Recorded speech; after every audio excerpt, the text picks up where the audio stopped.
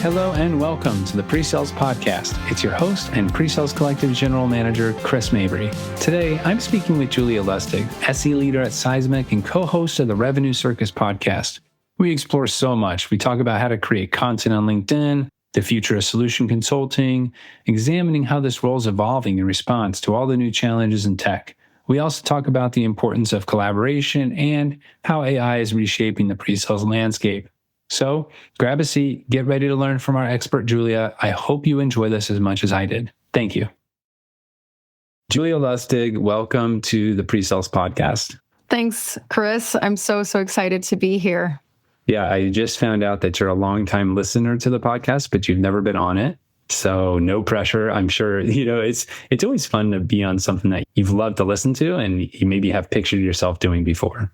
Yeah, no, absolutely. I've been since the very beginning, actually, when James was still starting these. And I followed the PreSales Collective for a bunch of years now. So excited for this opportunity. So thanks so much for having me. Of course. Yeah, it's my pleasure. We're going to unpack a lot of different topics today. So I'm just going to summarize them kind of bullet point fashion. And then I'm going to get your hot take on something. We're going to cover what does the future of an SE look like? We're going to talk about the collaboration of departments. We're going to talk about AI in pre-sales because we can't speak about it without AI, but I want to talk about it in more realistic ways. We're going to talk about products. We're going to talk about the relationships and selling.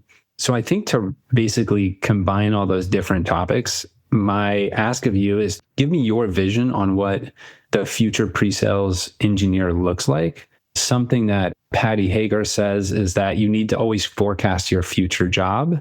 And so I'm just curious, if you distill all these subjects, what do you think the future role of a solution consultant looks like? Well, that's a very big question, but I love it. I think the future of what this role looks like is constantly evolving. I really believe that since the beginning of its time, it's always about bringing a lot of value to the table. It's about supporting not just, the sellers at being great and at telling a story and translating technical things into really more of a storytelling kind of thing, putting yourself in the shoes of the prospect and making sure that, you're actually solving for a problem that they have and not just talking about product, right? So it's convincing people really is what it is. And that's why, when we say pre-sales, there's sales in there and there's a part of it that is you have to sell what you believe in. So it's product plus selling. Since this role existed, there's this myth that it's a role whereby you only do support and you're only doing demos.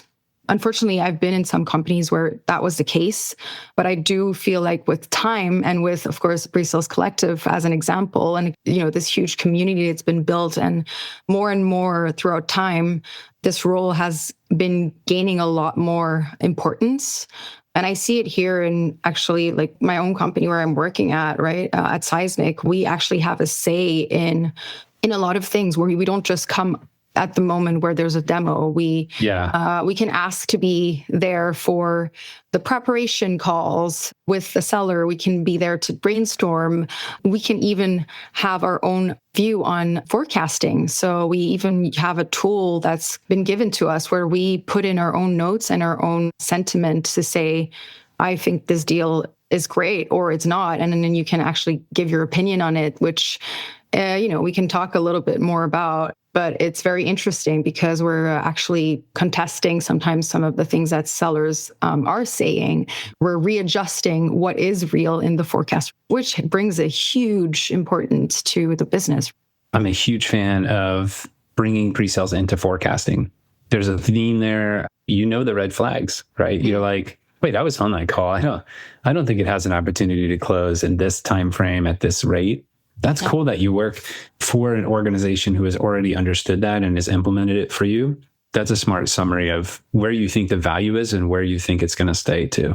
Yeah. And I think because of what I'm seeing here, and I see that it's working, I see that the C-level executives are being more attentive about this role and about what we're doing and how we can bring value and how we can help not just the sellers, but everybody really in the business in certain ways, whether that's, bringing product insights back to product, whether that's, bringing market insights back to leadership.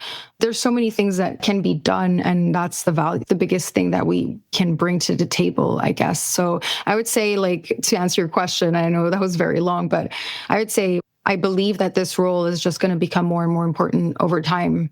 And yeah, there's even been at some point, I read this somewhere on LinkedIn, there's been a lot of this question asked whereby it was saying, well, should we replace all sellers by pre-sales? Because when you're a very good pre-sales professional, you can do both. And you can also, if you want to learn and if you're open to learn, which I think that's one of the skills that pre-sales people have, then automatically you can also sell. So it's a debate, but yeah. Yeah. Yeah. I would love to unpack that, because there's just a sense of like scale, size, like that could work if you had a small company, but could that work at a large oil and gas firm? Right. Yeah. No, for sure. Could you have a team of 800 SEs, globally? Obviously I'm biased, but I love that story of the importance and the continued increase of influence. Let's take a step back, because I know you pretty well, Julia, but maybe our listeners, I don't know how they couldn't know you by now, because you're a leader at Seismic. You're a co-host of the Revenue Circus podcast, which I hope to be on. You're definitely one of the top women in tech influencers. How did you get here? How did you do all this stuff? How do you have time for it too? Oh, yeah. So how did I have time for it? I still need to work on the time management. I think I'm not, that is probably one of not my strong suits. So I'd say I do work a lot. It's extra effort to build a brand. The thing is, when you understand how much it brings back to build a brand, the thing that I've learned in one of my early companies that I was working at was, it's great if you're doing a great job at work, but if you don't know how to show what you're doing, I wouldn't say useless, because obviously, you're signing deals, you're bringing money to business, but it's a shame because you're not showing everybody how much you are actually bringing to the table. And it's not just about numbers. Sure, it's of course very important and you need to, sign those deals, but it's also about, if you want to grow, if you want to get those opportunities to change career paths or to get a promotion or all these questions that you're asking yourself maybe at some point, or that you want to evolve.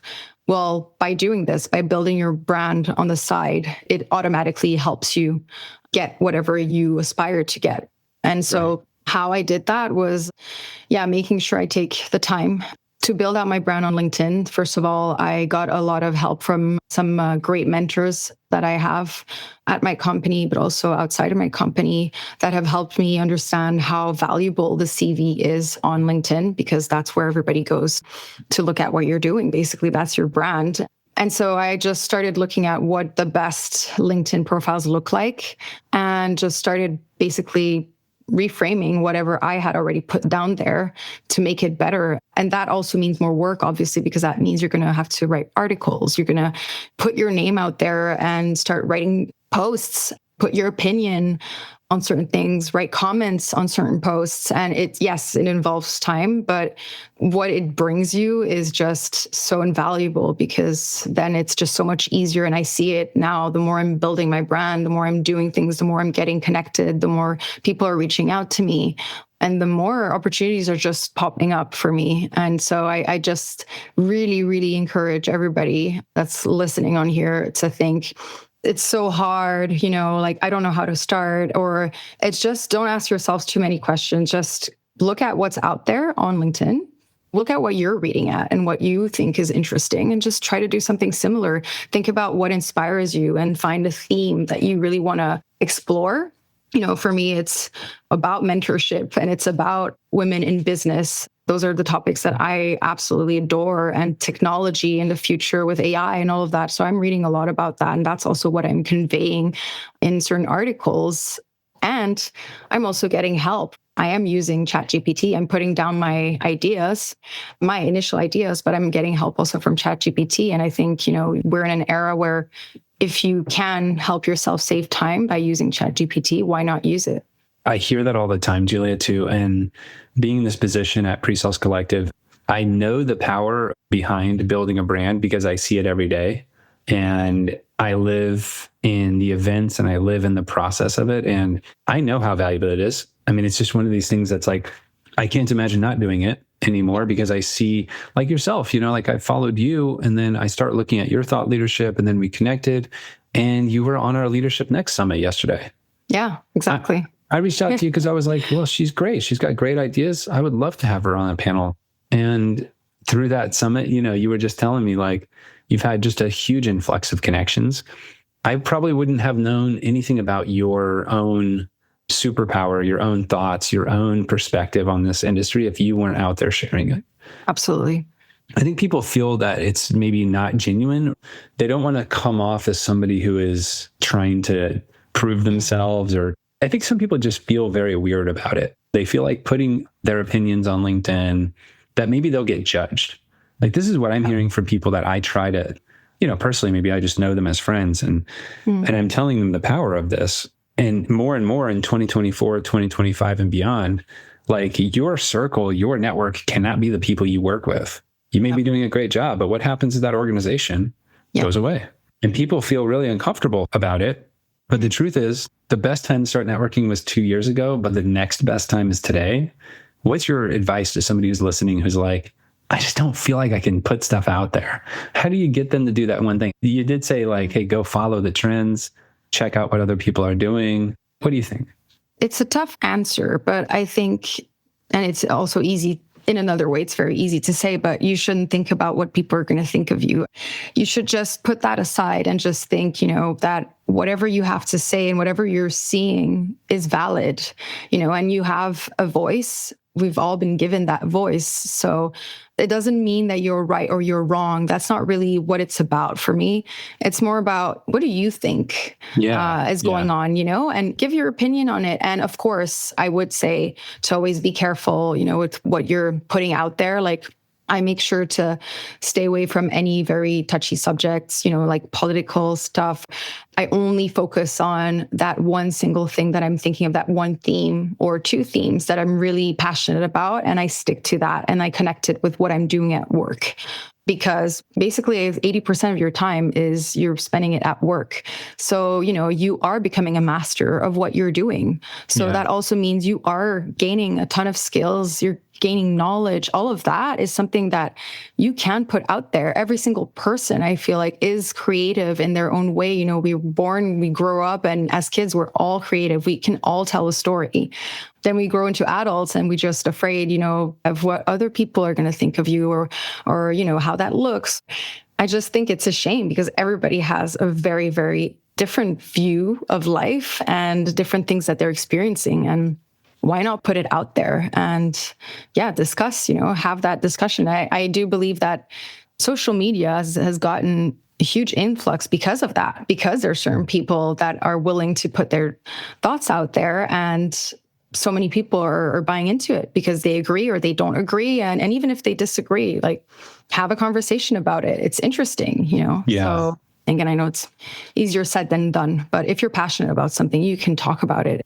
Where some of my imposter syndrome comes from is I have the tendency to think of like certain people too. What's funny is like you want to put something out there and you think of that one individual you worked with like maybe 2 companies ago who would look at it and they would judge you for it or something. You almost build these like enemy personas in your head and you think, I'm going to put this out there, but somebody else is talking about it differently and maybe they're going to see it and not like it. It's funny how we do that to ourselves. It's probably not the truth at all. We're not creative. That's what most people would say. And I've been in a workshop where, the beginning of the workshop, the person that was there to teach us about storytelling asked the very first question and said, who can tell a great story? And almost nobody put their hand up. And it's crazy how each of us, we think in our heads certain things about ourselves and we built this whole story about who we are, and we think that's what people think of us, but that's mostly not reality. Mostly people are so busy with their own lives that it's not that important. How to shift gears from this? I want to keep talking about this so much because I think this is very relevant to our profession because you get yourself in a situation, maybe you've got your quote unquote, I'm using air quotes for those listening. You've got your demo down, you know how to do your script, you know how to do your process. Let's say you approach it that way and you've got like your thing that you do and it's not resonating. and it's not working for the prospect on the other end. And the salesperson's hitting you up on Slack or Teams saying, hey, dude, this isn't working, shift gears, and you can't check that because you're trying to do your demo and all of it's coming at you at once. It has a lot to do with that self-confidence or that knowledge that you need to like understand where you're at. You need to understand if you're landing or if you're not. And this has a lot to do with one of the topics you brought to this conversation, which is that like outcome-based selling, the customer-centric approach. I've been in an organization where we transformed from feature-based demos to business outcome demos, and it took a couple years for us to do that. I know that you're really passionate about this transition too. So walk me through this. Let's say you're in a feature-based demo process at the moment in your organization, and you want to focus on delivering actual measurable outcomes at Seismic. I want to use a pun because you've made the seismic shift, if you will. Yes. Didn't help myself. But you're in forecasting and you're judging sort of like the quality of an opportunity. That is a super different deliverable than doing a feature-based technical demo, because you're actually running part of the organization now that tracks revenue. How do you make that change? Are there tools, are there techniques that help you in that transition? Yeah. So that was a packed question. I mean, in the first part of it, when you mentioned, what happens when you're in a demo and your seller is side messaging you, telling you have to shift gears. I think I can speak for every single pre-sales role and person that's listening in that they've been in that situation. And I would say, first of all, if you're in that situation, that means you don't have a good collaboration with your seller. You're not in sync with them. That's the first problem that you need to tackle.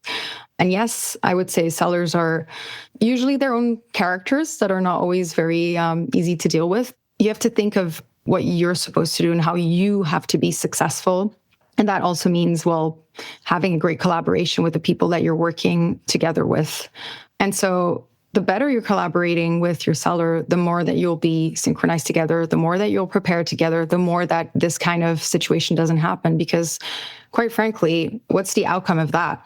The outcome is you're sitting in a demo at the same time that you're talking, you're seeing a side message that is basically driving your stress levels to Timbuktu, and you have no idea what necessarily he means because he's probably thinking of something else whilst you're talking, and you have your own demo flow in, straight in your mind.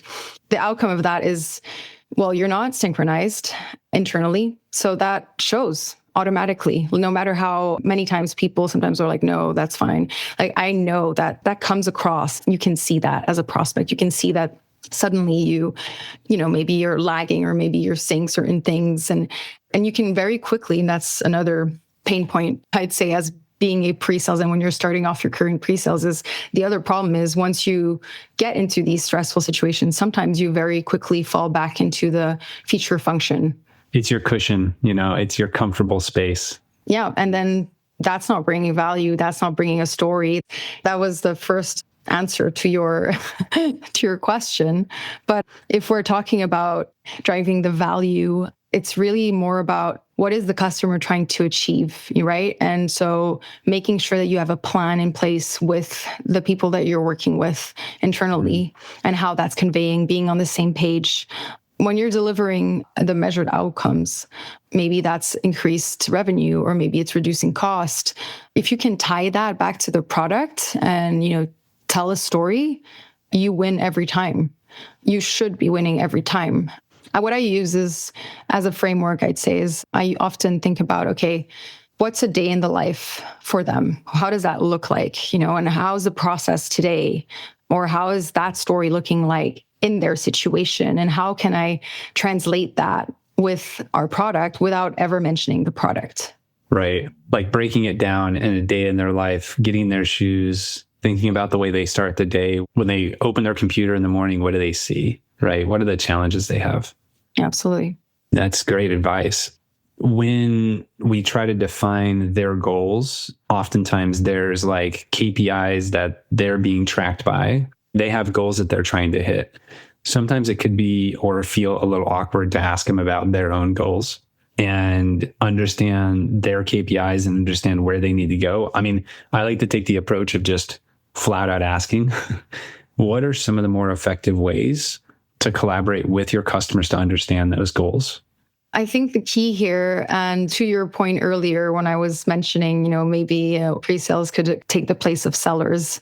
It's a long story there, but I think in a way, it's also good that you're two people on a call with a prospect, because that also means in a way that you can play good cop, bad cop. And the seller is always going to be the bad cop, and you are always going to be, or you have to be seen as a good cop, and you have to be a trusted partner in the eyes of a customer or a prospect. So you need to not just build strong relationships with the people that you're working with internally, but also externally.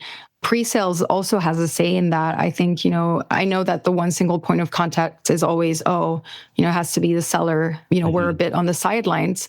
I would challenge that and say, yes, the first point of contact is going to be the seller, but you can always build a relationship on the side. And because you're not tagged as the seller, you're tagged as the product knowledge expert, you have a lot more say, and you're going to have a bigger ear from your prospects. They're going to be listening more intently and not just hearing and responding, because they will know that you're technically not really selling to them, and you're also solving their problems with a story. Right.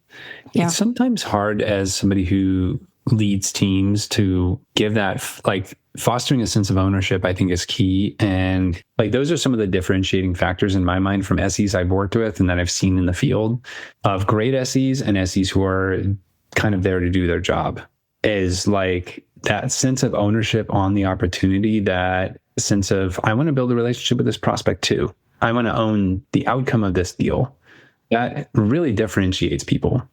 Yeah. And again, you can only do that, well, first of all, if you are willing to go the extra mile. Again, it takes more time to build a relationship, right? It means that, you're going to really be attentive to certain things. You're going to build a plan in your head. You're going to maybe reach out to them on LinkedIn or respond to an email a few days later with questions to their specific answers.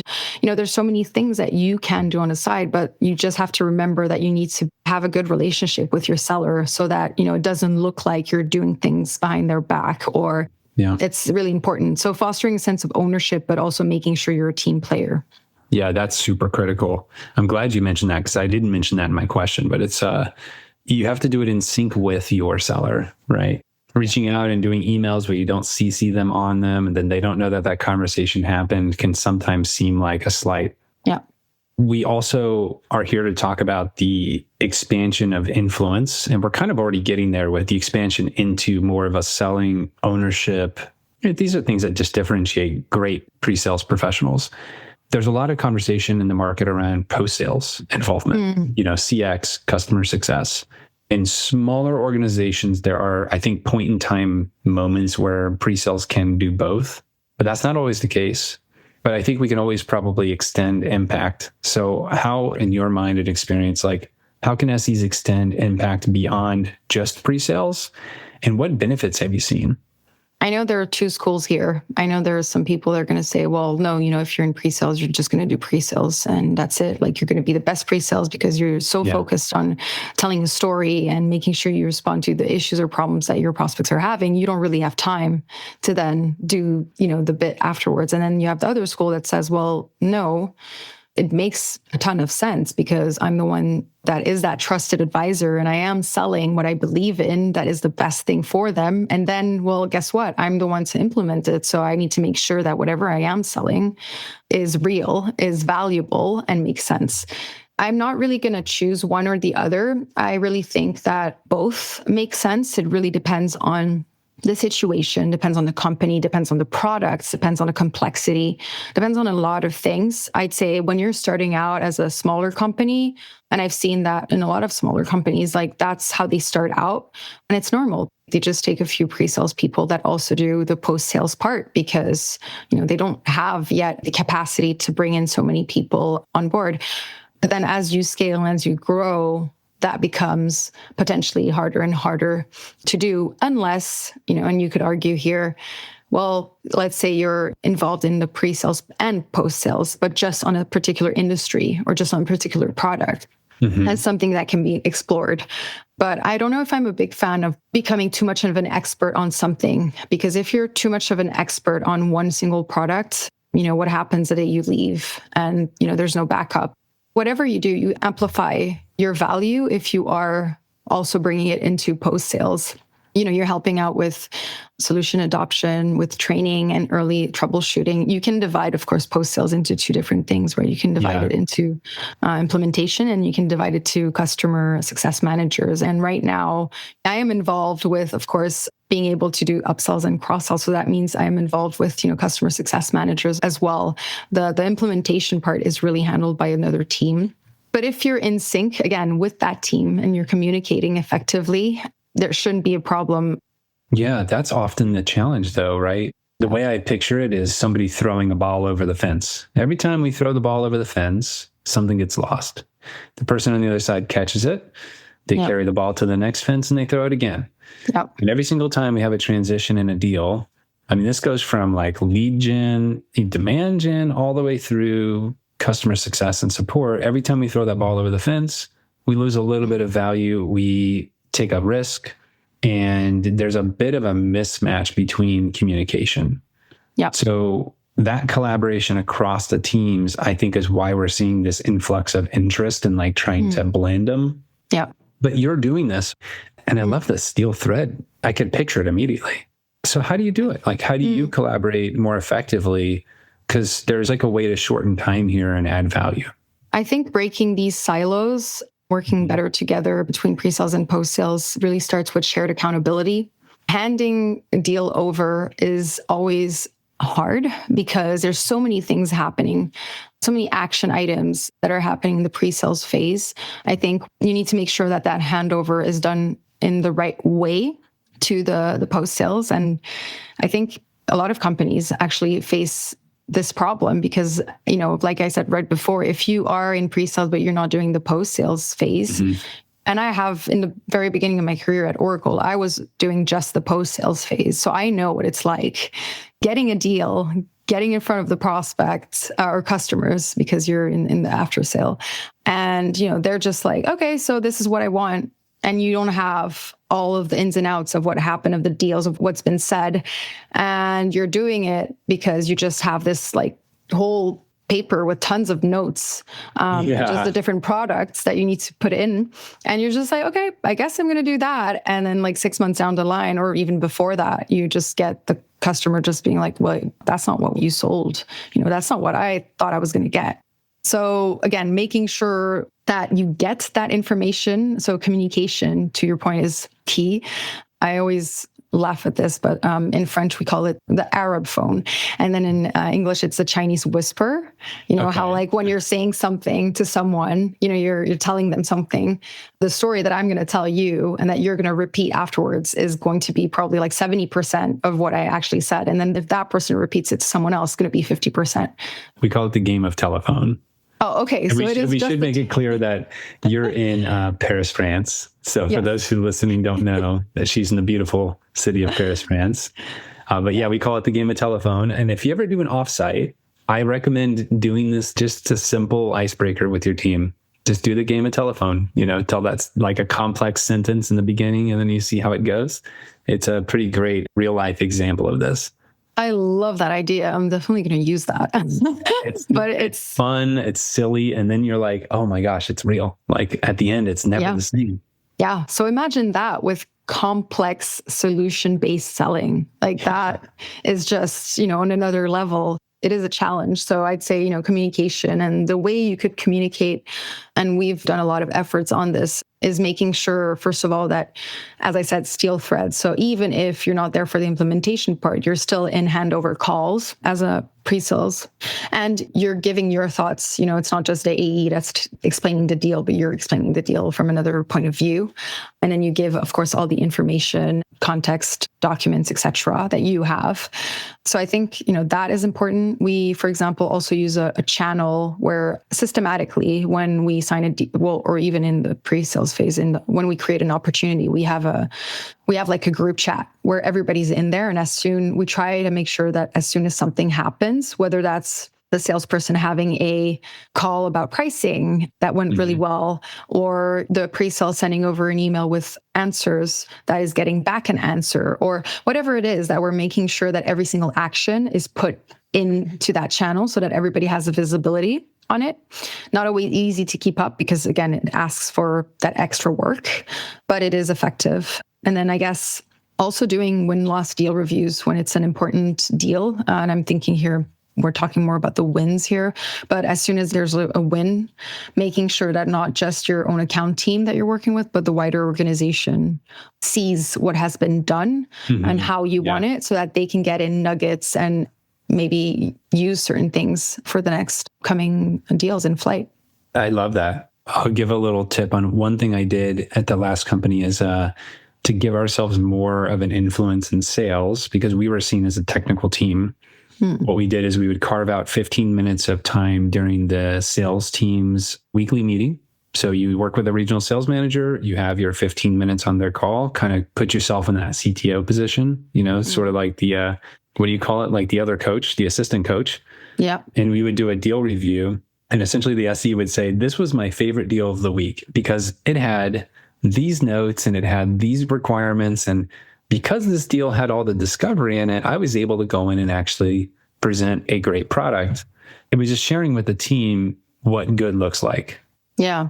I think a mutual action plan is also something that I think of when I'm, not just a mutual action plan that you're building with your externally with your prospects, but internally, building that mutual action plan from start to finish so that everybody is, again, on the same page and knows what's happening. They have the same vision, strategy, and they execute in order to have a best-in-class buyer experience.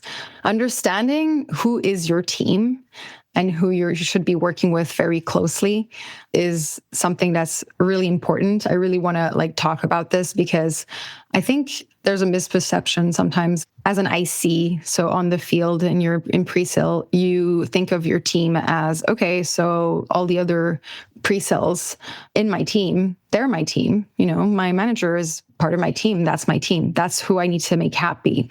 And it's true. But then really, what is the team that you need to make sure is successful? So your team is actually the seller that you're working with. It's the CSM that's going to be on that account afterwards. It's the implementation. That's the real team. And for those that maybe haven't read a great book on this yet, I have, and I think it's a really, really good book about this. It's called The 5 Dysfunctions of a Team, and it's by Patrick Lencioni. It's actually a very short book. I think it's 150 pages. And it actually depicts a fictive story of a company. And, it's just explaining every single person and their role in the company and how they're having to work with each other. And it's just explaining that really. And I think, it's really about identifying who your team is, what success looks like, how to communicate that and prioritize certain actions, and then fixing the actual problems that may be internal or external, because, you have to fix everything. Yeah. Wow. I mean, if we ended right there, I think that's an amazing piece of advice. And I'll put the book in the show notes. And you mentioned that book during the summit and it got a lot of response because I think it was a very powerful book. There's this tendency, I think, as an SE to be something I've seen across teams, across companies. So I'm thinking that it's a trend. Who knows? Maybe I just worked at a very unique set of companies, which I doubt. But there's this sense of being the super SE in the room who guards the rest of the SEs from the salespeople, right? There's this persona of, I'm going to get on the team meeting. I'm going to blow it up on purpose. I'm going to talk about how bad we have it. The sort of detractor mindset, because they want to be basically seen in the SE organization as somebody who, popular is the wrong word, but it's kind of like that. They want to be a team leader or somebody who protects the team. I never see that working out very well. Yeah. And it goes to your point though, that's the team that you're on, but that's actually not the team you're servicing, right? That's not the team you're not building the business doing that. Yeah. And I always think of it like that. It's my own little business. When you're signing deal, it's your little business, and the people that you're working with directly, you need to have them on your side because you need to build the business that is successful. So if you can do that, then it goes back to everything we've talked about since the beginning of this podcast is, then you're building your brand internally as well, because, you're communicating with so many different people of the business. You're getting them on board, you're being successful with them, you're working as a team. And then the only thing that you need to do that's going to top it all off is, presenting it internally, showing what you've done, and how it could help people internally, asking whether you could also help out maybe the enablement team because you have certain ideas. Or if you go beyond that afterwards, then you also build your brand. And that's the key to the castle right there. Wow, there's your book, Julia. So you heard it here first. There's the format of Julia's first book. I think you work from that state and then you work backwards and cover everything else you've done. And that's a book I'd read. Not to put another project on your plate, I do want to say that there's AI out there. We have Gen AI. You mentioned it with LinkedIn. You mentioned it a little bit. How do you speed this process up? Like we've basically impact like transforming an organization, transforming yourself and your market, building your brand. Yeah, we've covered a lot. How do you make this less painful and easier with automation? I think it's a tool that amplifies everything that you're doing. That's how I see it. So I use it every single day for whatever it is. And I'm only using it because, I'm using what I think, so my own thoughts, and I'm putting it in there. And then I'm seeing whether certain things are making sense or, I'm questioning certain things or I want to make it better. And that's how I'm using it. So whether that is getting a story in place in my head for a prospect that I'm then putting back in there. And I always put in context. So making sure, the art of prompting is also a real art. Whatever you put in, so the input, if that's qualitative, then you'll also get the output that is qualitative. So making sure that you have the best prompt possible. And that also means sometimes you need to explain. It's as if you would explain it like a 5-year-old, right? You have to explain what the context is. So sometimes I do that with a deal. I just say, hey, I have this prospect and these are the different things that they're looking to solve. These are their pain points. This is what I'm trying to sell. This is the product and the use cases that we're trying to solve for. And this is my storyline. What do you think? And can you add to it? What do you think can be even better? I do that for deals, but I also do it for competitors. I sometimes I put it in there and I say, on this specific feature, we're doing this. How is that different from our competitors and what's their messaging behind it? But the more you add context, the more you're going to get a better answers. And again, it's faster because then you can write an email that's much more impactful, or you can write a LinkedIn post that's more impactful, or you can do all kinds of things. You can even create a picture. Like there's so many things you can do from it. I think the key is really making sure that you understand what do you want out of it, and also how can you make sure that you give the best information to it so that it gives you the best answer.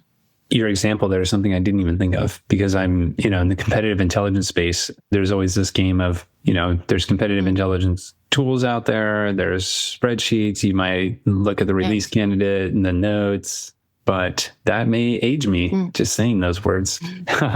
So, all right, Julia, we're going to wrap this up with the lightning round. This is just a series of 4 quick questions. I want to get your just immediate response. Okay. Then the best way to get a hold of you. Okay. Absolutely. So the first question is very generic, but I think everybody has a unique spin on this. That's why I ask it. And that is, what are some of your biggest pet peeves in solution engineering demos?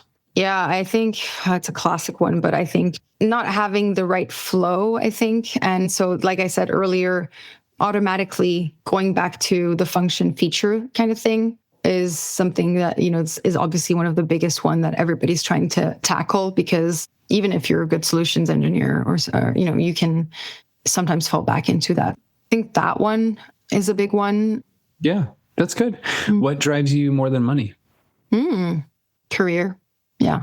Career growth. Yeah, definitely career growth and learning, building connections. But I think most important thing for me is I want to learn a ton. I want to do a ton of things in my life, and I want to get to my deathbed when hopefully I get to 100 and and just think to myself, oh my gosh, like all the things I've done, all the things I've learned, the impact that I've created on people. I think that's something, that is for me very important. Yeah.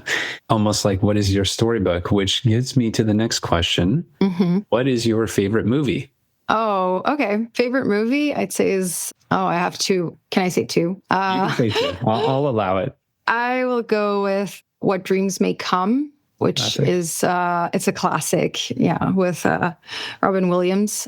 Why I like it is because it's so emotional and it's basically explaining life in so many different ways, but it's also really, really creative. It's a very sad and happy movie. It has all of the palettes of emotions in that movie, basically. So I think, being someone that is quite emotional as a person, it brings a lot of great things for me. But then also the other one that I'd say is completely different to this first movie is artificial intelligence, which is also quite an older I remember that movie. Yeah. And honestly, like I've watched it a ton of times growing up, but now I watched it again about a year ago or two. And it's insane how many things are real, and that we see now in the real life. And just when I'm thinking about movies, it's not just about, how it makes you feel. And it's not just about what you're watching. It's more about like the creativity behind it, the thought process, how that person actually created such an incredible movie and made you feel for me, it's just crazy. Like having all that, like being so ahead of your time when creating, for example, artificial intelligence is just, for me, it's crazy because you don't know at that point. I think it's a movie of the late 80s, I'd say, or early 90s. That's a Jude Law flick, right? Where there's the kid and he's the artificial intelligence. It is. That's like early 2000s. And we're in it right now. I got to rewatch that movie now. Thank you. Yeah. I think that's the kid and there's a bear. Yeah, it's a kid that's basically a robot, and it's a robot that is starting to actually feel, right? Because right now that's the big debate, right? Is AI going to be able to overtake humans because it has emotional intelligence? Yeah. That's the question. The last question is, what is something that most people do not know about you? I am very, very, very loyal, maybe to a fault. Sometimes I'm loyal and I'm sometimes a bit naive. Despite the fact that I have a very, very strong character, and I'm proud of that, I am also, on the other end, sometimes naive. I really believe in the good in people up until I realized, like, oh my gosh, it's been so long that this has been happening and I haven't seen it. I've seen it for a long time as not a positive thing. And now I'm actually learning to use love every single part of myself and using it as a force rather than seeing it as a vulnerability. Well, I think from everything you've done, the brand you've created, all the work you produce, all the insight. I mean, you go to these summits and you have a podcast, you share so much. And I think it's resonating, obviously, because you've got a ton of traction. I also want feedback. I think I'm also someone that's like, I do all of this, but I also want to make sure it's resonating, because sometimes you're just putting things out and you don't really know how it's hitting home. You think it's great, but sometimes it's not. So I hear you. What's the best way to get a hold of you? Definitely LinkedIn. Yeah, I'm every day on LinkedIn at least once. It's my social media at this point. Yep, absolutely. So go ahead and add me, send me a message, say hi. I'm definitely, open to a conversation. I even usually ask people if they want to have a call with me to just talk about whatever they want to talk about. It doesn't always need to be business related. Yeah, cool. Well, it's been an absolute pleasure having you, Julia. Thank you so much. I hope all the listeners connect with Julia on LinkedIn. I will link everything we've talked about in the show notes. And until next time, take care. Thanks, Chris. Thank you for joining me on the epic journey with Julia. That was an epic conversation. We could have gone much longer, but I had to land the plane somehow. Now, I know why she's creating content herself on the Revenue Circus podcast and all the other areas. She's a wealth of knowledge. Remember, these insights aren't just theoretical. There's a lot of actionable strategies you can implement in your work, your career today. Thank you so much for tuning in at PreSales Collective. We're all about connecting, learning, growing together. We look forward to seeing you next time. Take care.